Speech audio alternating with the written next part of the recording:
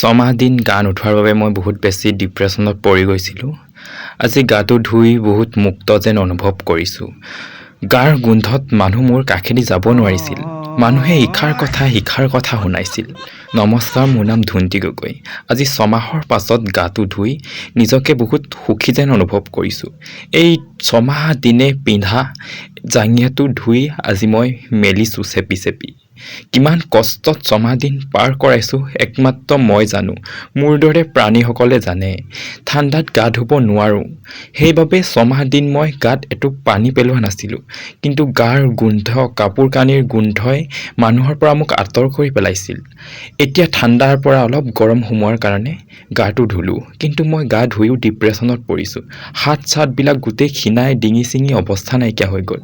এদিন গা ধুইয়ে শেষ হৈ গ'লোঁ মই। ছমাহ দিন শকত হৈছিলোঁ।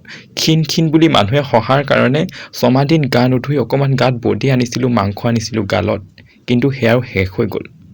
এতিয়া আকৌ মই ডিপ্ৰেশ্যনত পৰিবলৈ লৈছোঁ গাইজ।